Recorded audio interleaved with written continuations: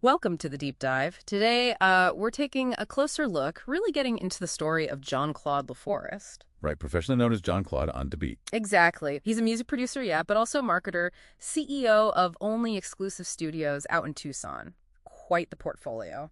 And what's really interesting, I think, is how his personal life, his struggles, aren't just background noise. They're like fundamental to his whole approach to hip hop. Yeah, he seems to build his brand, his music, right on top of that resilience. It's strategy almost, using that life story.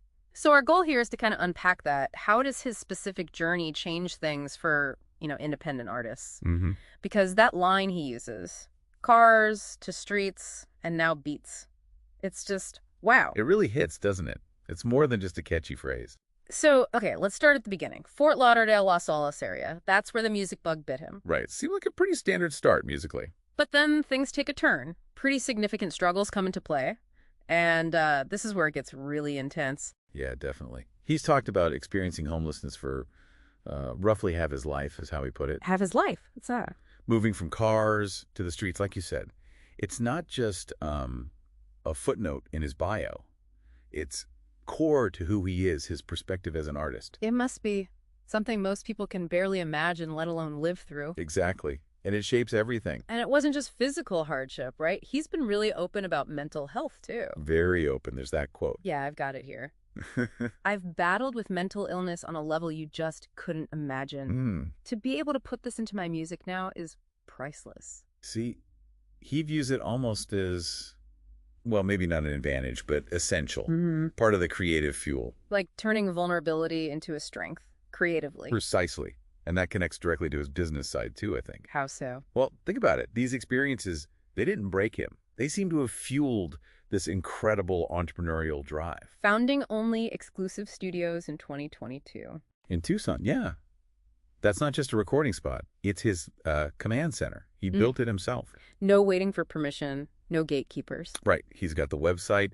He blogs about his life, sells his beats directly. Right. He controls the narrative, the distribution. It's all integrated. Okay, so that raises a question for me, and probably for a lot of artists listening.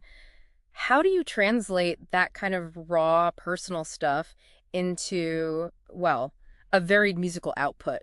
Yeah, because his range is wide. Right. You've got tracks like Christmas in the Hood, then something called a Battle Cry or a Serengeti of NY. It's all over the place, stylistically. Plus collaborations, like with 3AM Alexander, K-Tax, then tracks like Spoil Her Remix, Trap Life. It's diverse. Well, I think the rawness comes through in the sound sometimes. Maybe less polished, more authentic, gritty maybe. He's not chasing every commercial trend. Okay, so the sound reflects the struggle. Yeah, perhaps. And the diversity. Maybe it's like he's sampling different parts of his own life. Hope in one track, defiance in another, just observing the streets in a third. Like chapters of his story set to music? Kinda, yeah. It's all part of that bigger narrative he owns. And then there's the comeback story. Losing his equipment, that setback. Which would sideline a lot of people. Permanently. But he came back, apparently in a full grind mode. New gear, he said. I gotta make up for lost time. Yeah. Spent 2 years homeless, now I gotta give back. I gotta feed the streets like they fed me. That feeding the streets line, it's powerful. It feels like more than just making tracks. It's like a mission. It absolutely feels like a mission. And you see in the studio setup, too. It's not just for him. It sounds like he wants to create opportunities, give back to that same community, that ecosystem. Building something bigger than himself. A virtuous cycle, maybe. Giving back through the business, through the music. So, wrapping this up, what's the big takeaway here? What does this all mean for, someone listening? I think the key thing is that your deepest struggles, the really hard stuff, it doesn't have to just be something you survive.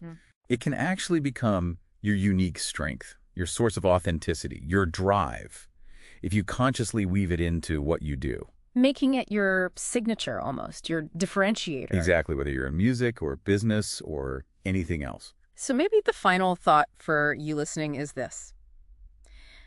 How could you acknowledge, maybe even like sample your own experiences, especially the tough ones? How could that amplify your unique voice, your purpose, whatever you're trying to build? Something to think about. Definitely something to ponder. Thanks for joining us for this deep dive.